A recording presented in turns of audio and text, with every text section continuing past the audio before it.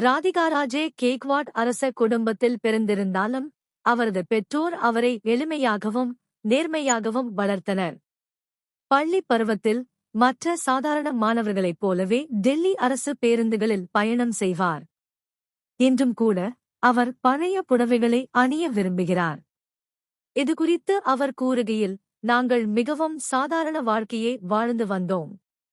அதனால் கோடை விடுமுறையில் நான் வான்கனேருக்குச் சென்றபோது மக்கள் எனக்கு அளித்த கவனத்தை பார்த்து நான் மகிழ்ந்தேன்.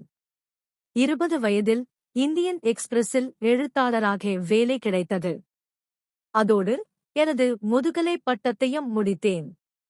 எங்கள் குடும்பத்தில் வேலைக்குச் சென்ற முதல் பெண் நான்தான். என் உறவினர்களில் பெரும்பாலோர் 21 வயதிற்குள் திருமணம் செய்து கொண்டனர். தனது எளிமையான வளர்ப்பு பின்னணியே இளம் வயதிலேயே சுதந்திரமாக மாற உதவியது என்று ராதிகா ராஜே பகிர்ந்து கொண்டார்.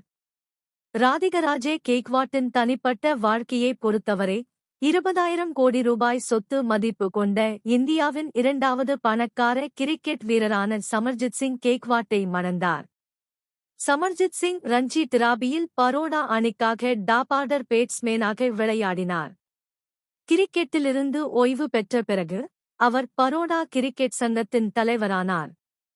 பிப்ரவரி 27, 2002 அன்று ராதிகா ராஜே மற்றும் சமர்ஜித் சிங் திருமணம் செய்து கொண்டனர். இவர்களுக்கு நாராயணே ராஜே கேக்வாட் மற்றும் பத்மஜா ராஜே கேக்வாட் என்ற 2 குழந்தைகள் உள்ளனர். பத்திரிகை ஒன்றுக்கு அளித்த பேட்டியில் ராதிகா ராஜே கேக்வாட் பாரம்பரிய சட்டங்களின் கீழ் தனது குடும்பத்தின் வாரிசுரிமையைப் பற்றி வெளிப்படையாக பகிர்ந்து கொண்டார். ராதிகா ராஜே மற்றும் சமர்ஜித் சிங் கேக்வாட்டுக்கு 2 மகள்கள் உள்ளனர்.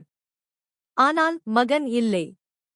வாரிசு பெறுவதற்காக ஒரு ஆண் குழந்தையை தத்தெடுக்க விரும்பவில்லையா என் மக்கள் அடிக்கடி தன்னிடம் கேட்பதாகவும் பரோடா ராணி தெரிவித்தார்.